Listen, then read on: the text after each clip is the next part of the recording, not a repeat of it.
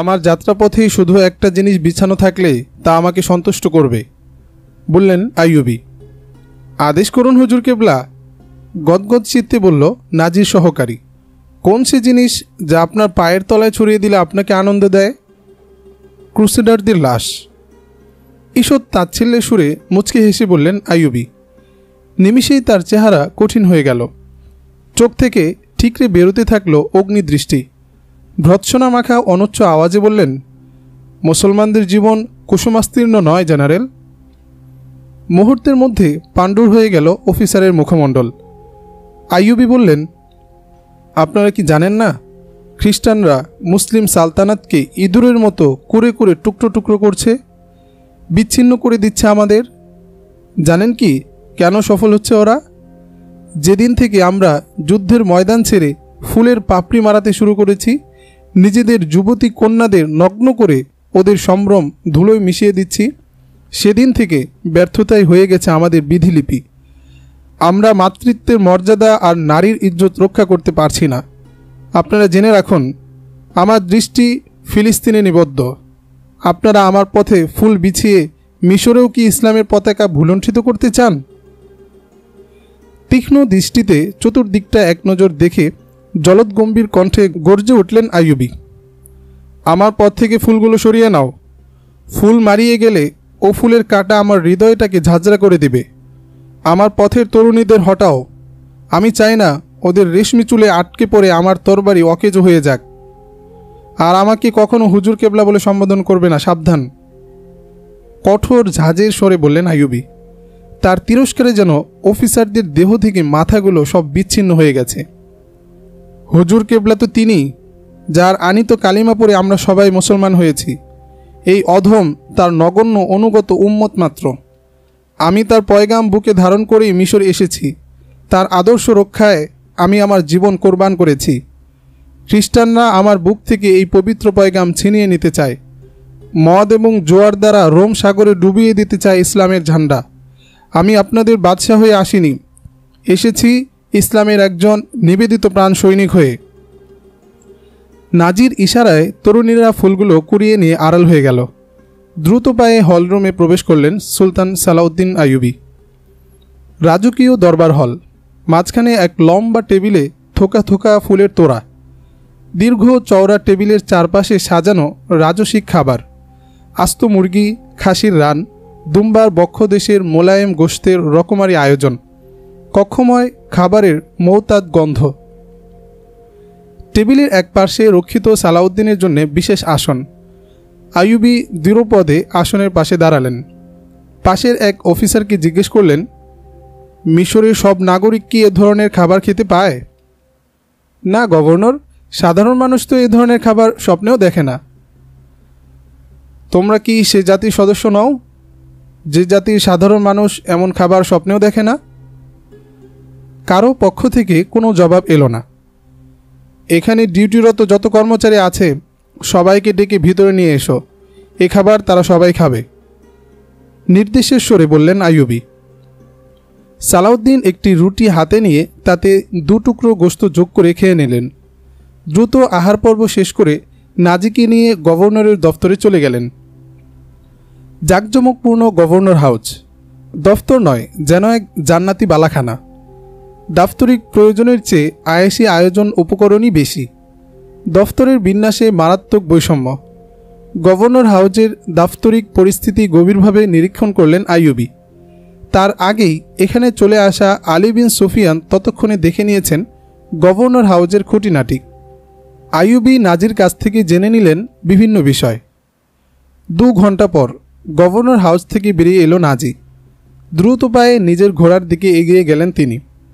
এক লাফে ঘোড়ায় আরোহণ করে লাগাম টেনে ধরলেন। প্রশিক্ষিত ঘোড়া ক্ষিপ্র গতিতে চলে গেল দৃষ্টিসীমার বাইরে। নিঝুম রাত। নাজির খাসকামরায় জমে উঠেছে মদের আসর। মদপানে যোগ দিয়েছে নাজির একান্ত সহযোগী 2 কমান্ডার। আজকের আসরের আমেজ ভিন্ন। কোনো নৃত্যগীত নেই, সবার চেহারা রুক্ষ। গ্লাসের পর গ্লাস ঢেলে দিচ্ছে সাকি, গোক গ্রাসে গিলে যাচ্ছে 3 জন। নীরবতা ভঙ্গ করে নাজি বললেন, এসব যৌবনের তেজ, বুঝলে? কদিনের মধ্যেই দেখবে সব ঠান্ডা হয়ে গেছে। অভাগা কথায় কথায় বলে, কাবার প্রভুর কসম, ইসলামী সালতানাত থেকে খ্রিস্টানদের বিতাড়িত না করে আমি বিশ্রাম নেব না। সালাহউদ্দিন আইয়ুবী, তাচ্ছিল্য ভরে উচ্চারণ করলো এক কমান্ডার। সে জানে না ইসলামী সালতানাতের নিঃশ্বাস ফুরিয়ে আসছে, এখন হুকুমত চালাবে সুদানিরা। আপনি কি বলেননি স্পেশাল বাহিনীর 50,000 সৈন্য সব সুদানি? নাজিকে জিজ্ঞেস করলো অপর কমান্ডার। বলেননি যাদেরকে তিনি নিজের সৈন্য মনে করছেন ওরা খ্রিস্টানদের বিরুদ্ধে যুদ্ধ করবে না? তোমার কি মাথা খারাপ হয়েছে ইদ্রোস? আমি বরং তাকে আশ্বাস দিয়েছি, এই 50,000 সুদানি শার্দুল তার আঙ্গুলের ইশারায় খ্রিস্টানদের ছিঁড়ে টুকরো টুকরো করে ফেলবে, ওদের নিশানা মাটির সঙ্গে মিশিয়ে দিবে। অচিরেই ওদের বিশ্বাসের প্রতি ক্রুশ ভুলুণ্ঠিত হবে। কিন্তু থেমে গেলেন নাজি। কিন্তু আবার কি? আগ্রহের সাথে জানতে চাইল উভয় কমান্ডার। নাজি বললেন, কিন্তু সে আমাকে বলল মিশরের নাগরিকদের নিয়ে একটি সেনা ইউনিট গড়ে তুলুন। বলল এক এলাকার মানুষের উপর সৈন্যবাহিনীকে সীমিত রাখা উচিত নয়। সে আমাদের বাহিনীর সাথে মিশরীয়দের মিশ্রণ ঘটাতে চায়। তা আপনি কি বললেন? আমি তাকে বলেছি শীঘ্রই আপনার হুকুম তামিল করা হবে, কিন্তু বাস্তবে আমি কখনোই এমনটি করব না, বললেন নাজি। সালাউদ্দিন আইয়ুবীর মেজাজ মর্জি কেমন দেখলেন? নাজিকে জিজ্ঞেস করল ইদ্রোস। দেখেই বোঝা যায় খুব জেদি। আপনার অভিজ্ঞতা, প্রজ্ঞা আর কৌশলের কাছে সালাউদ্দিন কোনো ফ্যাক্টর নয়। নতুন গভর্নর হলো তো তাই কিছুটা গরম গরম ভাব, দেখবেন অল্প দিনের মধ্যেই ঠান্ডা হয়ে যাবে, বলল অন্য কমান্ডার। আমি তার মনোভাব বদলাতে দেব না তো, আমি তাকে ঘোরের মধ্যেই রাখতে চাই। ক্ষমতার নেশায় বুঁদ করে রেখেই তাকে শায়েস্তা করব, বললেন নাজি। নাজির খাস ভবনে গভীর রাত পর্যন্ত সুরাপান আর সালাউদ্দিন আইয়ুবী সম্পর্কে নানা আলোচনা হলো। নাজি সহকর্মীদের নিয়ে ঠিক করলেন, যদি সালাউদ্দিন আইয়ুবী তার কর্তৃত্বের বিরুদ্ধে হুমকি হয়ে ওঠে তবে তারা কী ধরনের ব্যবস্থা গ্রহণ করবেন। এ ব্যাপারে বিস্তারিত আলোচনা হলো। একদিকে চলছে নাজির চক্রান্ত, অপরদিকে সালাউদ্দিন আইয়ুবী গভর্নর হাউজে অফিসারদেরকে তার নিয়োগ ও কর্মকৌশলের কথা ব্যাখ্যা করছেন। আইয়ুবী অফিসারদের জানালেন, আমি মিশরের রাজা হয়ে আসিনি, আর আমি কাউকে অন্যায় রাজত্ব করতেও দেব না। আইয়ুবী অফিসারদের বললেন, সামরিক শক্তি বৃদ্ধি ছাড়া ইসলামী খেলাফতের দুর্যোগ মোকাবেলা করা সম্ভব নয়। এখানকার সেনাবাহিনীর কাঠামো ও বিন্যাস তার পছন্দ নয়, তাও অবহিত করলেন। বললেন, 50,000 সৈন্যের স্পেশাল বাহিনীতে সবাই সুদানি নাগরিক, ব্যাপারটি ঠিক নয়। কোনো কাজে আঞ্চলিকতার প্রাধান্য থাকা অনুচিত। আমরা সব অঞ্চলের মানুষকেই সেনাবাহিনীতে ভর্তি করতে চাই। সবাই যাতে নিজের যোগ্যতা অনুযায়ী দেশের সেবায় কাজ করতে পারে, তাতে দেশের মানুষের অর্থনৈতিক বৈষম্যও দূর হবে। সাধারণ মানুষের জীবনমানের উন্নতিকল্পে এই পদক্ষেপ ফলপ্রসূ অবদান রাখবে। আইয়ুবী অফিসারদের জানালেন, আমি জেনারেল নাজিকে বলে দিয়েছি তিনি যেন মিশরের লোকদেরকে সেনাবাহিনীতে দ্রুত অন্তর্ভুক্ত করেন। আপনি কি বিশ্বাস করেন নাজি আপনার নির্দেশ পালন করবে? আইয়ুবীর কাছে জানতে চাইলেন একজন প্রবীণ সচিব। কেন, সে আমার নির্দেশ অমান্য করবে নাকি? এড়িয়ে যেতে পারেন, সচিব বললেন। এ ফৌজি কার্যক্রমে তার একক আধিপত্য। তিনি এ ব্যাপারে কারো হুকুম পালন করেন না, বরঞ্চ অন্যকে পালন করতে বাধ্য করেন। আইয়ুবী চুপ হয়ে গেলেন, যেন কথাটি তিনি বুঝতেই পারেননি। সচিবের কথায় তার কোনো ভাবান্তর হলো না। কিছুক্ষণ ভাবলেশহীন নীরবে বসে থেকে তিনি সবাইকে গভর্নর হাউস থেকে বিদায় করে দিলেন। আলী বিন সুফিয়ান খানিকটা দূরে বসে আছেন। আইয়ুবী তাকেই শুধু থাকতে ইশারা করলেন। সবাই চলে যাওয়ার পর তাকে কাছে ডাকলেন। আলী একজন দক্ষ গোয়েন্দা, বয়সে আইয়ুবীর বড়, কিন্তু শরীরের শক্ত গাঁথনি, দৃষ্টির তীক্ষ্ণতা আর দীর্ঘ প্রশিক্ষণ আলীকে যুবকে পরিণত করেছে। নুরুদ্দিন জঙ্গির বিশ্বস্ত গোয়েন্দা কর্মকর্তা ও দূরদর্শী কমান্ডার হিসেবে আলীর অবস্থান সবার উপরে। মিশরের স্থানীয় প্রশাসনের দুর্নীতি আর অবিশ্বস্ততার দিকটি বিবেচনায় রেখে জঙ্গি আলীকে আইয়ুবীর সহকর্মী হিসাবে মিশর প্রেরণ করেন। সালাউদ্দিনের অধীনে শুধু আলী নিজেই আসেননি, সঙ্গে নিয়ে এসেছেন তার হাতে গড়া সুদক্ষ এক গোয়েন্দা ইউনিট। এরা কমান্ডো, গেরিলা অভিযান ও গোয়েন্দা কর্মে পটু। প্রয়োজনে আকাশ থেকে তারকা ছিনিয়ে আনতেও এর দ্বিধা করে না। আলীর সবচেয়ে বেশি প্রশংসনীয় গুণটি হলো তিনি সালাউদ্দিন আইয়ুবীর একই আদর্শে বিশ্বাসী। ইসলামী খেলাফত ও মুসলমানদের কল্যাণে নিজের জীবন বিলিয়ে দিতে আলী আইয়ুবীর মতো সদা প্রস্তুত। তুমি কি লক্ষ্য করেছ আলী? ওই অফিসার বলে গেল নাজি কারো হুকুম তামিল করে না, অন্যদেরকে সে নির্দেশ মানতে বাধ্য করে শুধু। জি শুনেছি। আমার মনে হয় স্পেশাল বাহিনীর প্রধান নাজি নামের ওই লোকটি খুবই কুটিল। এ লোক সম্পর্কে আগে থেকে আমি অনেক কথা শুনেছি। 50,000 সৈন্য আমাদের রাষ্ট্রীয় কোষাগার থেকে বেতন ভাতা নেয়, অথচ প্রকৃতপক্ষে ওরা নাজির ব্যক্তিগত বাহিনী। ব্যক্তিস্বার্থে লোকটি দেশের প্রশাসনিক কাঠামোটি নষ্ট করে দিয়েছে, প্রশাসনের পদে পদে অনুগত চর বসিয়ে রেখেছে। সেনাবাহিনীতে সব এলাকার লোকের অনুপ্রবেশ ঘটানোর সিদ্ধান্তে আপনার সাথে আমি একমত। অচিরে আমি এই ব্যাপারে আপনাকে বিস্তারিত জানাবো। সুদানি সৈন্যরা খেলাফতের আনুগত্যের বিপরীতে নাজির আনুগত্য করে, তাতে কোনো সন্দেহ নেই। সেনাবাহিনীর কাঠামোটাই আমাদের বদলে ফেলতে হবে, কিংবা এই পদ থেকে নাজিকে সরিয়ে দিতে হবে।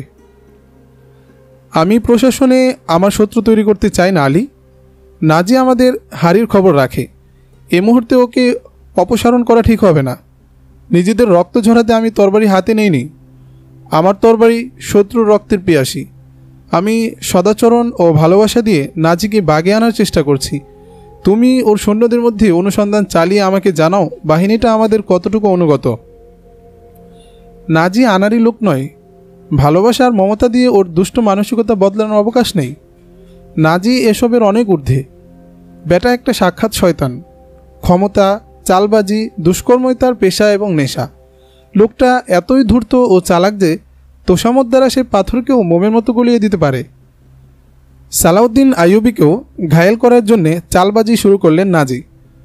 সামনে কখনও তিনি নিজের আসনে পর্যন্ত বসেন না। জি হ্যাঁ, খুব ভালো, ঠিক, সব ঠিক। রাজ্যের যত তোষামত ও চাটুকারিতার উপযোগী শব্দ বাক্য আছে সবই তিনি আইয়ুবীর সঙ্গে ব্যবহার করতে শুরু করলেন। আইয়ুবীর আস্থা অর্জনের জন্য মিশরের বিভিন্ন অঞ্চল থেকে সেনাবাহিনীতে লোক রিক্রুট করতে শুরু করলেন তিনি।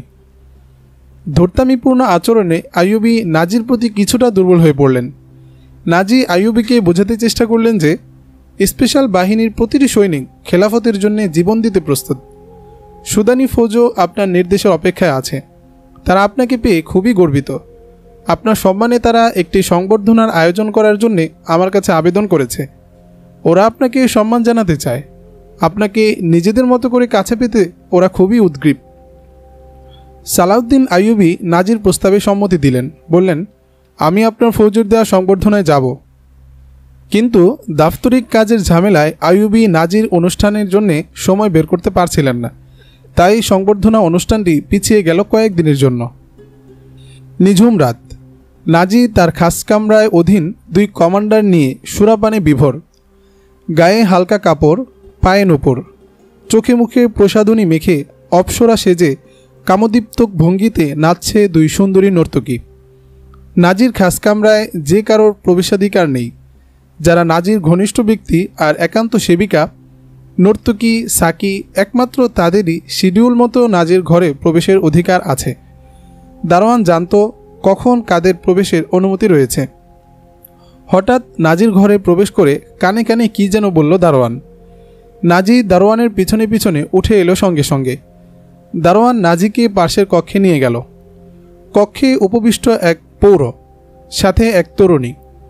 যৌবন যেন ঠিকরে পড়ছে মেয়েটির দেহ থেকে। নাজিকে দেখেই তরুণী উঠে দাঁড়িয়ে অভিবাদন জানালো। চোখের চাহনিতে গলে পড়ল মায়াবী আকুতি। তরুণীর রূপের জৌলুসে তন্ময় হয়ে দীর্ঘক্ষণ অপলক তাকিয়ে রইল নাজি। তরুণীর গায়ে ফিনফিনে হালকা পোশাক, খুব দামি না হলেও বেশ আকর্ষণীয়।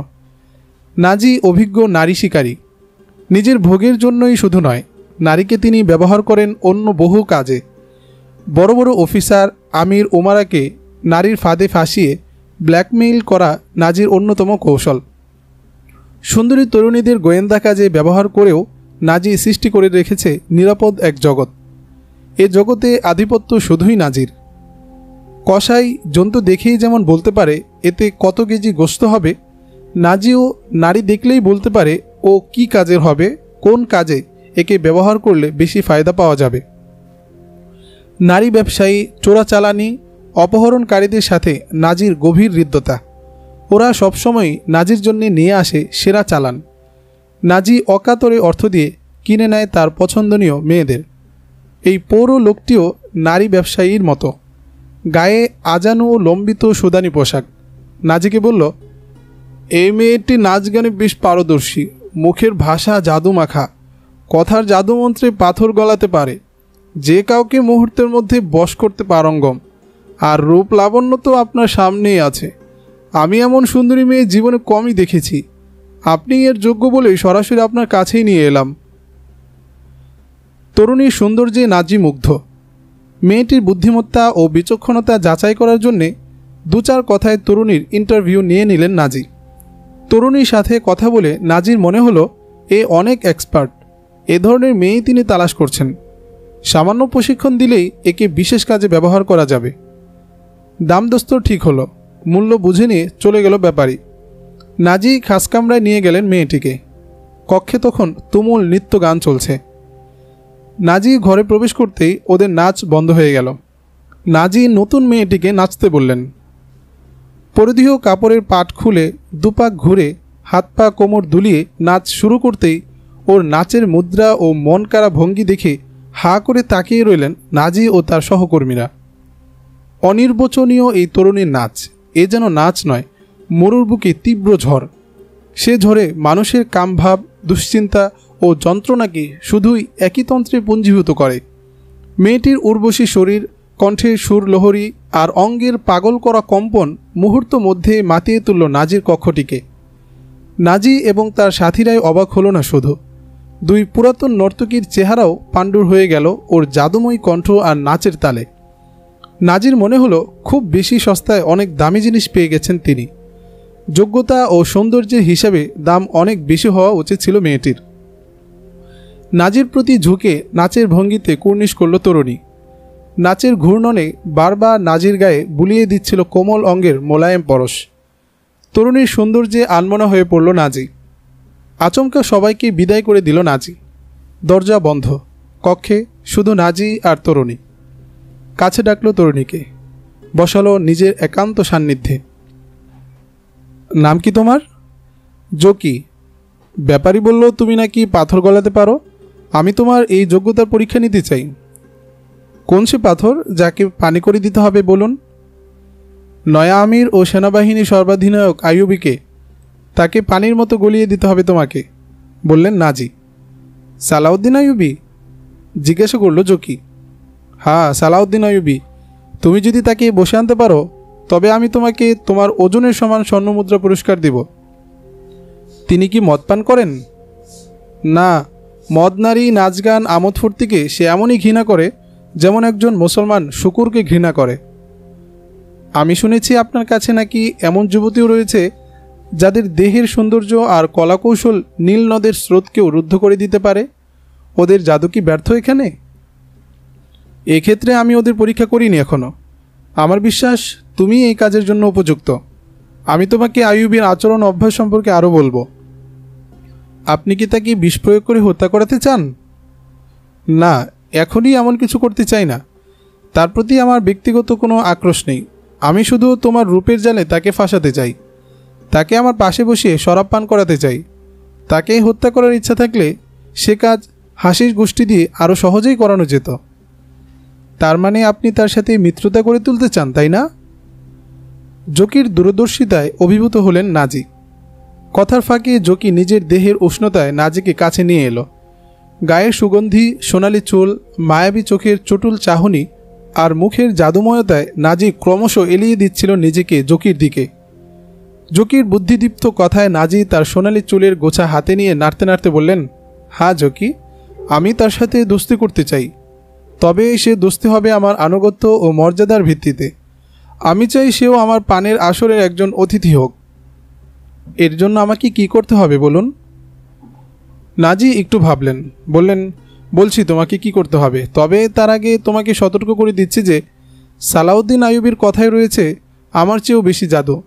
তোমার ভাষা, সৌন্দর্য, চালাকির জাদু যদি কার্যকর না হয় তবে তোমাকে জীবন্ত রাখা হবে না। কিন্তু সালাউদ্দিন আইয়ুবীও তোমাকে রক্ষা করতে পারবে না, আর আমাকে ফাঁকি দিয়েও তুমি রক্ষা পাবে না।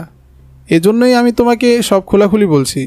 অন্যথায় তোমার মতো একটি বাজারি মেয়ের সাথে আমার ন্যায় একজন সেনা অধিনায়ক প্রথম সাক্ষাতেই এত কথা কখনো বলে না। ভবিষ্যতই বলবে কার কথা ঠিক থাকে। আপনি আমাকে শুধু এতটুকু বলে দিন, সালাউদ্দিন আইয়ুবী পর্যন্ত আমি কিভাবে পৌঁছব? বলল জকি। আমি তার সম্মানে একটি সম্বর্ধনা সভার আয়োজন করছি। সেটি হবে রাতের বেলায়, খুবই আড়ম্বরপূর্ণ। ওই রাতে তাকে অনুষ্ঠানস্থলে একটি তাঁবুতে রাখব। তোমাকে সেই তাঁবুতে ঢুকিয়ে দেব। শুধু এতটুকু কাজের জন্যই আমি তোমাকে আনিয়েছি।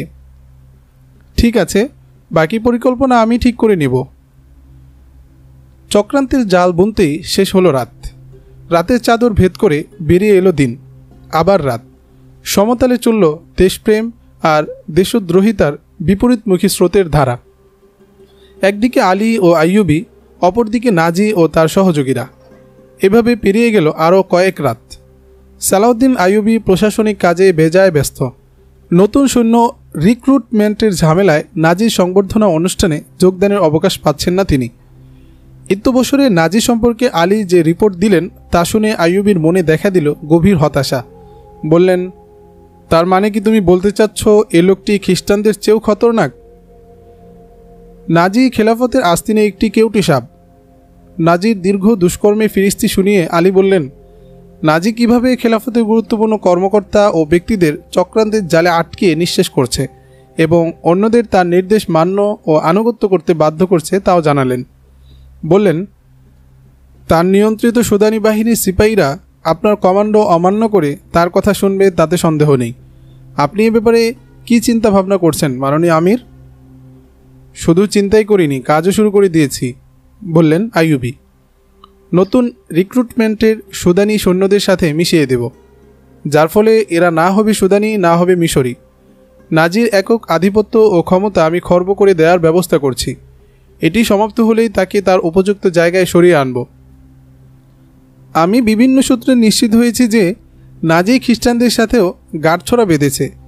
আপনি যে সময়টায় জীবনের তোয়াক্কা না করে ইসলামী খেলাফতের শক্তি বৃদ্ধি ও সমৃদ্ধির চেষ্টা করছেন, ঠিক তখন ষড়যন্ত্রের মাধ্যমে আপনার এই প্রচেষ্টাকে বানচাল করার চক্রান্ত করছে নাজি।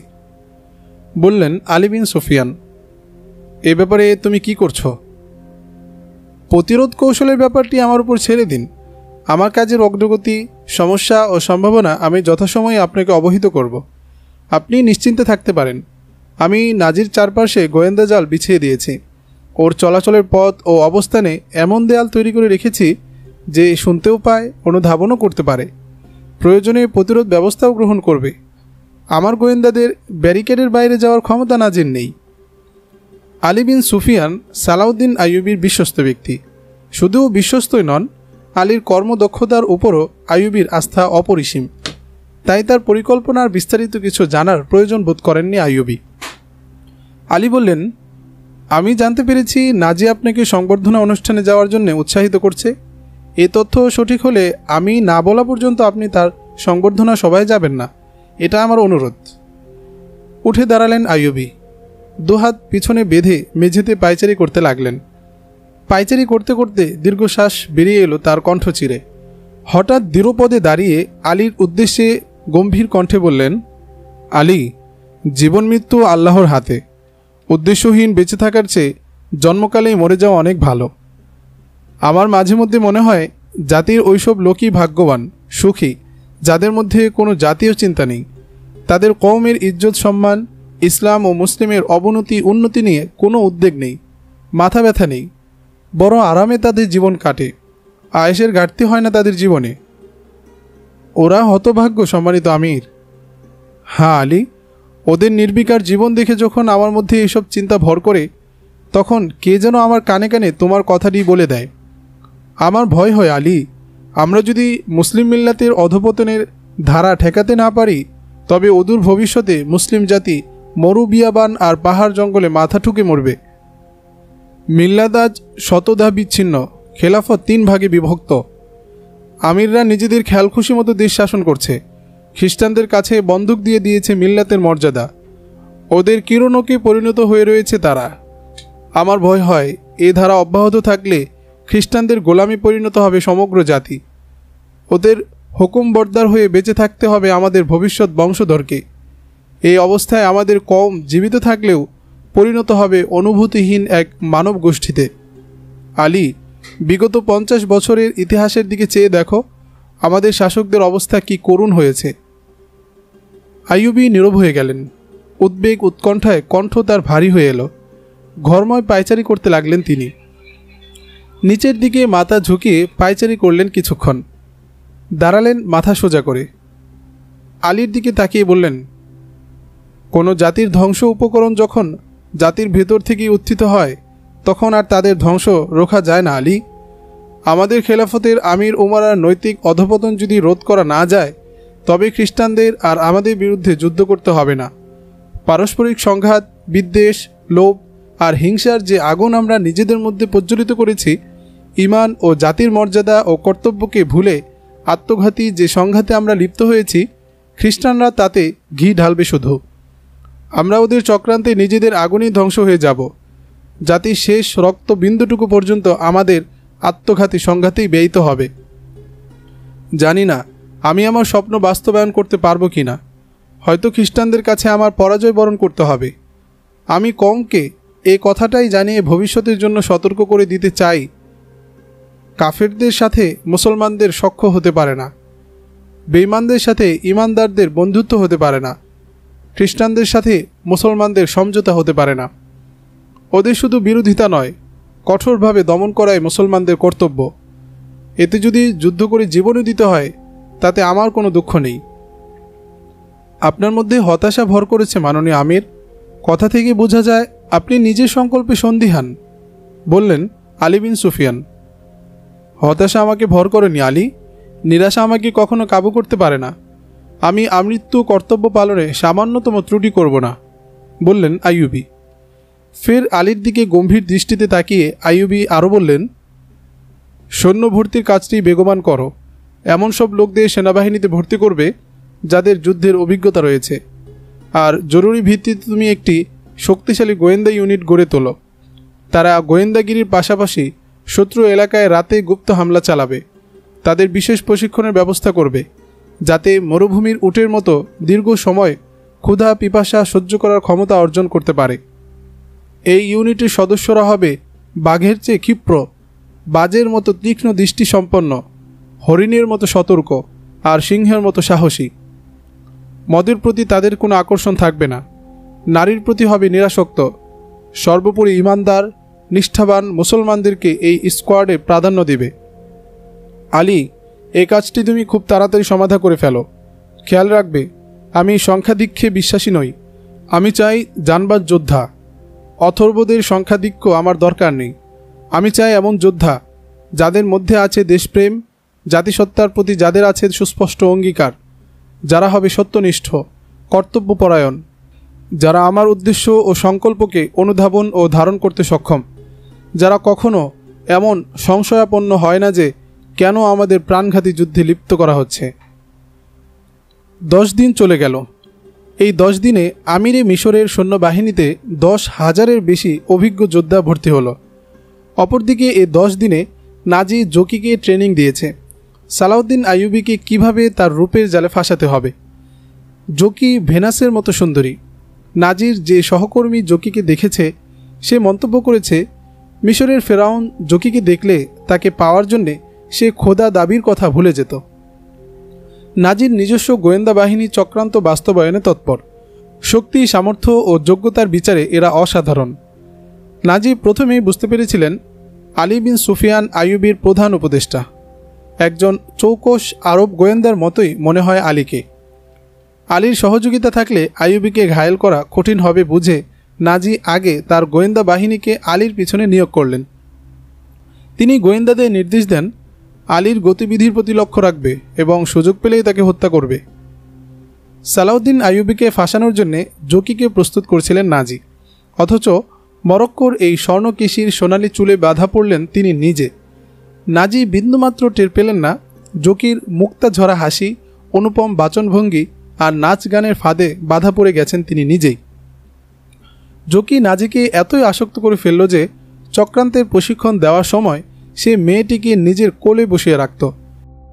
নিজেরই দেয়া পোশাক, সুগন্ধি আর প্রসাধনী ব্যবহার করে জকি তাকে বেঁধে ফেলল। ফেসে গেলেন নাজি তার রূপ যৌবনের মাদকতায়, জাদুকরী চাহনি আর দেহের উষ্ণতায়। এ কয়দিনে নাজি ভুলে গেলেন তার একান্ত প্রমোদ সঙ্গিনীদের, যাদের নাচ গান আর শরীরের উষ্ণতা ছিল তার একান্ত চাওয়া পাওয়া। 4-5 দিন চলে গেল। একবারের জন্যও তিনি সেবিকাদের একান্তে খাস কামরায় ডাকলেন না। এই কয়দিন সারাক্ষণ জকিকে নিয়ে ব্যস্ত থাকেন নাজি। এই নর্তকী, সেবিকা ও রক্ষিতাদের কাছে নাজি পরম আরাধ্য। এদের কাছে নাজির সান্নিধ্য ছিল নারীত্বের বিনিময়ে দীর্ঘ ত্যাগের পরম পাওয়া। মুহূর্তের জন্যে তার সান্নিধ্য হাতছাড়া করা ছিল এদের জন্যে মৃত্যু সমযন্ত্রণা। জকির আগমনে নাজির এই পরিবর্তন সহ্য করতে পারল না দুই নর্তকী রক্ষিতা। মেয়েটাকে হত্যা করে পথের কাঁটা সরিয়ে দেওয়ার ফন্দি করল ওরা, কিন্তু কাজটি মোটেই সহজ নয়। জকির ঘরের বাইরে সার্বক্ষণিক দুই কাফরিকে পাহারাদার নিযুক্ত করলেন নাজি। জকি ঘর থেকে বের হতো না তেমন, অনুমতি নেই নর্তকীদেরও ঘরের বাইরে যাওয়ার। বহু চিন্তা ভাবনা করে ওরা হেরেমের এক দাসীকে পরিচিত করার সিদ্ধান্ত নিল। দুজন ঠিক করল দাসীর মাধ্যমে খাবারে বিষ মিশিয়ে হত্যা করবে জকিকে। আলী বিন সুফিয়ান মিশরের পুরাতন আমিরের দেহরক্ষী বাহিনী বদল করে আইয়ুবীর দেহরক্ষী বাহিনীতে নতুন লোক নিয়োগ করলেন। এরা সবাই আলীর নতুন রিক্রুট করা সৈন্য। যোগ্যতার বিচারে এরা অদ্বিতীয়, আদর্শের প্রতি নিষ্ঠাবান, বিশ্বস্ত আর সাহস ও বীরত্বে সকলের সেরা। নিজের গড়া গার্ড বাহিনীর পরিবর্তন মেনে নিতে পারলেন না নাজি, কিন্তু প্রকাশ্যে বিন্দুমাত্র ক্ষোভ দেখালেন না তিনি। উল্টো গার্ড বাহিনীর পরিবর্তনের সিদ্ধান্তকে মুসাহিবি কথায় ভূয়সী প্রশংসা করলেন। এরই ফাঁকি বিনয়ের সাথে আবার আইয়ুবীকে সংবর্ধনায় যোগদানের কথাটি স্মরণ করিয়ে দিলেন। আইয়ুবী নাজির দাওয়াত গ্রহণ করলেন। বললেন, 2-1 দিনের মধ্যে জানাবো আমার পক্ষে কোন দিন অনুষ্ঠানে যাওয়া সম্ভব হবে। মনে মনে কুটো চালের সফলতায় উল্লাসী হয়ে তাড়াতাড়ি চলে গেলেন নাজি। নাজি চলে যাওয়ার পর আইয়ুবী আলী বিন সুফিয়ানের সাথে পরামর্শ করলেন। জানতে চাইলেন কোন দিন নাজির অনুষ্ঠানে যাওয়া যায়। এখন যে কোনো দিন আপনি অনুষ্ঠানে যেতে পারেন, আমার আয়োজন সম্পন্ন, বললেন আলী বিন সুফিয়ান। পরদিন নাজি দফতরে এলেই আইয়ুবী জানালেন, যে কোনো রাতেই আপনার অনুষ্ঠানে যাওয়া যেতে পারে। নাজি অনুষ্ঠানের সময় নির্ধারণ করলেন। আইয়ুবীকে ধারণা দিলেন অনুষ্ঠানটি হবে জমকালো, অতিশয় আড়ম্বরপূর্ণ, শহর থেকে দূরে, মরুভূমিতে। উপস্থিত হবে বিশিষ্ট নাগরিক ও সামরিক বাহিনীর সদস্যরা। সৈন্যবাহিনীর বিভিন্ন ইউনিট কুচকাওয়াজ ও নৈপুণ্য প্রদর্শন করবে। অন্ধকার রাতে মশালের আলোয় অনুষ্ঠিত হবে পুরো অনুষ্ঠান। বিভিন্ন তাঁবু থাকবে। সম্মানিত আমিরসহ সবারই রাত যাপনের ব্যবস্থা করা হবে অনুষ্ঠানের স্থলে। রাতে সৈন্যরা একটু আমোদ ফুর্তি, নাচ গান করবে। আইয়ুবী অনুষ্ঠান সূচি শুনছিলেন নাজির মুখ থেকে। নাচ গানের কথা শুনেও তিনি বিরূপ প্রতিক্রিয়া ব্যক্ত করলেন না। নাজি একটু সাহস সঞ্চয় করে বার কয়েক ঢোক গিলে বিনয়ী ভঙ্গিতে বললেন, সেনাবাহিনীতে বহু অমুসলিম সদস্য আছে। তাছাড়া দুর্বল ইমানের অধিকারী মুসলিমও আছে অনেক। তারা মহামান্য আমিরের সৌজন্যে সংবর্ধনা সবাই একটু প্রাণ খুলে ফুর্তি করতে আগ্রহী। এজন্য তারা ওই দিন মদ পানের অনুমতি চায়। তারা এই বিশেষ দিনটিকে স্মরণীয় ও আনন্দময় করে রাখতে চায়। আপনি তাদের অধিনায়ক, আপনি প্রয়োজন বোধ করলে আমার অনুমতির প্রয়োজন কি, বললেন আইয়ুবী। আল্লাহ মহামান্য আমিরের মর্যাদা আরও বাড়িয়ে দিন, তোষামদের সুরে বললেন নাজি। সামনে ঝুঁকে অনুগত গোলামের মতো কুর্নিশের ভঙ্গিতে বললেন, অধম কোন স্যার, আপনি যা পছন্দ করেন না তার অনুমতি চেয়ে আপনি ওদের জানিয়ে দিন সংবর্ধনার রাতে হাঙ্গামা বিশৃঙ্খলা ছাড়া সামরিক নিয়ম মেনে তারা সবই করতে পারবে। মদ পান করে কেউ যদি হাঙ্গামা বাধায় তবে কঠিন শাস্তি দেওয়া হবে, বললেন আইয়ুবী। নাজি কৌশলে মুহূর্ত মধ্যে ব্যারাকে এ খবর ছড়িয়ে দিল। সালাউদ্দিন আইয়ুবী নাজির সংবর্ধনা অনুষ্ঠানের অনুমতি দিয়েছেন। শরাব, মদ, নাচ গান সব কিছু চলবে সেখানে। আইয়ুবী নিজেও সেখানে উপস্থিত থাকবেন। এ কথা শুনে সৈন্য বাহিনীতে হুলস্থুল পড়ে গেল। একজন আরেকজনের দিকে জিজ্ঞাসু দৃষ্টিতে তাকাতে লাগলো। তাদের চোখে রাজ্যের বিস্ময়। এসব কি শুনছি আমরা? কেউ কেউ দৃঢ় কণ্ঠে বলল, এসব নাজির মিথ্যাচার, আর কিছু না। নিজের ইমেজ বাড়ানোর জন্য তিনি ভুয়া প্রচারণা চালাচ্ছেন। কেউ আবার সাবধানে মন্তব্য করল, নাজির জাদু আইয়ুবীকেও ঘায়েল করে ফেলেছে হয়তো। সৈন্য বাহিনীতে যারা সালাউদ্দিন আইয়ুবীর ন্যায়নিষ্ঠার প্রতি শ্রদ্ধাশীল তাদের মধ্যে কিছুটা হতাশা সৃষ্টি করল এ সংবাদ। অপরদিকে এই সংবাদ নাজির ভক্ত সেনা অফিসারদের হৃদয় সমুদ্রে বয়ে আনল খুশির বন্যা। আইয়ুবীর আগমনের পর থেকেই সেনাবাহিনীতে মদ, সুরা, নাচ গান সম্পূর্ণ নিষিদ্ধ করা হয়েছিল। এই কয়দিনেই সেনাবাহিনীর মদ্যপ, লম্পট ও প্রমোদবিলাসী অফিসারদের দিনগুলো কেটেছে খুব কষ্টে। যাক, এবার শুকনো হৃদয়মন একটু ভিজিয়ে নেওয়ার ফুরসত পাওয়া যাবে। তারা এই ভেবে উৎফুল্ল যে কিছুদিন পরে হয়তো আমির নিজেও মদসুরায় অভ্যস্ত হয়ে যাবেন। আলী বিন সুফিয়ান ছাড়া আর কেউ জানতেন না সালাউদ্দিন আইয়ুবীর সংবর্ধনা অনুষ্ঠানে মদপান ও নাচ গানের অনুমতি দানের রহস্য কী। অবশেষে একদিন এসে পড়ল কাঙ্ক্ষিত সন্ধ্যা। সূর্য ডুবে গেছে, মরু বিয়াবানে নেমেছে চতুর্দশী জ্যোৎস্নার ঢল। চারদিকের মরুর বালু জ্যোৎস্নার স্নিগ্ধ আলোয় চিকচিক করছে। অসংখ্য মশালের আলোয় মরুভূমি উদ্ভাসিত। ময়দানের একধারে বিশাল জায়গা জুড়ে সারি সারি তাঁবু, মাঝামাঝি স্থানে সুশোভিত মঞ্চ, অপরূপ কারুকার্যে সাজানো। রং বেরঙের ঝাড়বাতি আর প্রদীপ্ত মশাল মঞ্চটিকে করে তুলেছে স্বপ্নীল। পাশেই বিশিষ্ট নাগরিক ও অফিসারদের বসার প্যান্ডেল। চতুর্দিকে হাজার হাজার সশস্ত্র প্রহরী, প্রাচীরের মতো নিচ্ছিদ্র নিরাপত্তা। মঞ্চ থেকে একটু দূরে অনুপম শিল্প সুষমায় তৈরি করা হয়েছে একটি সুদৃশ্য তাঁবু। সেখানে রাতযাপন করবেন স্বয়ং আমিরে মিশর। আলী বিন সুফিয়ান রাত নামার আগেই আইয়ুবীর জন্য নির্ধারিত তাঁবুর আশেপাশে গোয়েন্দা বাহিনীর কমান্ডোদের দায়িত্ব বুঝিয়ে দিলেন। এ সময় নাজি তার বিশেষ তাঁবুতে জকিকে শেষ নির্দেশনা দানে মহাব্যস্ত। জকি আজ সেজেছে অপরূপ সাজে। আকাশ থেকে যেন মর্তে নেমে এসেছে কোনো রূপের পরী। কড়া সুগন্ধি দিয়ে স্নাত হয়েছে মেয়েটি। সূক্ষ্ম কারুকার্যের ধবধবে সাদা কাশফুলের মতো কোমল এক প্রস্থ কাপড়ে সেজেছে জকি। সোনালি চুলগুলো ছেড়ে দিয়েছে উন্মুক্ত কাঁধে। শ্বেত শুভ্র কাঁধের চুলগুলো এলোমেলো হয়ে জকিকে করে তুলেছে স্বপ্নকন্যা। পটল চেরা হরিণী চোখে কাজল মেখে যেন হয়ে উঠেছে রহস্যময়ী। কণ্ঠে তো রয়েছেই জাদুর বাঁশি, নৃত্যে রয়েছে হৃদয় ছিনিয়ে নেয়ার তাল, মাতাল করা তার সুর লহরী। এমন কোনো দরবেশ নেই আজ জকিকে দেখে দৃষ্টি ফিরিয়ে নিতে পারে। হালকা কাপড় ভেদ করে ঠিকরে বেরুচ্ছে জকির বিস্ফোরণোন্মুখ রূপ লাবণ্য। রঙিন ঠোঁটের স্মিত হাসিতে যেন ঝরে পড়ছে গোলাপের পাপড়ি।